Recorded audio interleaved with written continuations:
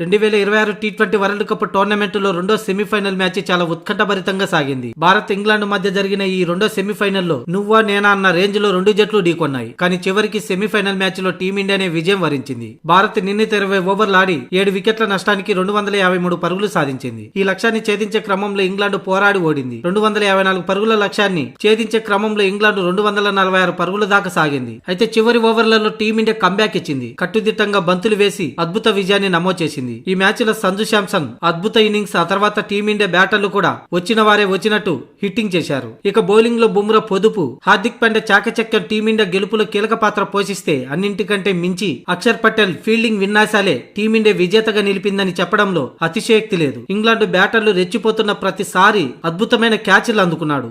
ఇలాంటి క్యాచ్లు కాదవి, ఎంతో నైపుణ్యం కలిగిన ఫీల్డర్లు చేసే అద్భుత విన్యాసాలనే చెప్పాలి. అలాంటి కీలకమైన 3 క్యాచ్లు పట్టి క్రికెట్ ప్రపంచమే ఔరా అనిపించే రీతిలో టీమిండియా విజయంలో కీలక పాత్ర పోషించాడు. బుమ్రా వేసిన బౌలింగ్ లో హ్యార్ బ్రూక్ ఇచ్చిన క్యాచ్ ని వెనక్కి వెళ్లి ఎగిరి డ్రైవ్ చేసిన క్యాచ్ అద్భుతం. అలాగే విల్ జాక్స్ కొట్టిన బంతిని బౌండరీ గేటు దగ్గర అందుకొని శివన్ దుబేకు అందించిన తీరు వర్ణనాతీతం. ఇక సెంచరీతో చెలరేగిన జాకబ్ బెత్తల్ చివర్లో హార్దిక్ పాండ్యా అద్భుతంగా రన్అట్ చేశాడు. ఇది కూడా టీమిండియా విజయంలో కీలక పాత్ర పోషించింది. ఇక మ్యాచ్ అనంతరం టీమిండియా కెప్టెన్ సూర్యకుమార్ యాదవ్ స్పందించాడు. ఈ రోజు టీమిండియా ఇంగ్లాండ్ పై గెలవడం ఇదో నమ్మశక్యం కాని అనుభూతి. ఇంత గొప్ప జట్టుకు నాయకత్వం వహించడం నా అదృష్టం. అలాగే వరల్డ్ కప్ ఫైనల్ చేరడం చాలా ప్రత్యేకం. మా ఆటగాళ్లందరికీ ఇదొక స్పెషల్ ఫీలింగ్. స్పష్టమైన అవగాహనతో సంజు శాంసన్ బ్యాటింగ్ చేశాడు. ఆరంభంలోనే వికెట్ పడినా పిచ్చి బ్యాటింగ్ కు అనుకూలంగా ఉందని సంజు ఆడిన తీరు అమోఘం. ఇలాంటి ఇన్నింగ్స్ ఆడాలి. ఇలా ఆడితేనే ప్రత్యర్థిపై గెలవడానికి 100% అవకాశం ఉంటుంది. టీమిండియా ఫైనల్ వెళ్లడంలో తన పాత్ర చాలా కీలకమని అన్నాడు. ఒకనొక దశలో ఇంగ్లాండ్ పై గెలవాలంటే ఇంకెన్ని పరుగులు చేసి ఉండాలో అనిపించింది. అయితే తమ బౌలర్లు జస్ప్రీత్ బుమ్రా, హర్షదీప్ సింగ్ అద్భుతంగా కట్టడి చేసి మ్యాచ్ ను మా వైపు తిప్పారు. బుమ్రా ఎలాంటి మ్యాజిక్ చేస్తాడో మనందరికీ తెలుసు. ఈ రోజు మళ్లీ చేశాడని సూర్య అన్నాడు. ఇక మ్యాచ్ గెలవడంలో అసలైన హీరో అక్షర్ పటేల్. అందుకు మా ఫీల్డింగ్ కోచ్ దిలీప్ కుమార్ కు క్రెడిట్ ఇవ్వాలి. ఈ రోజు అక్షర్ పటేల్ పట్టిన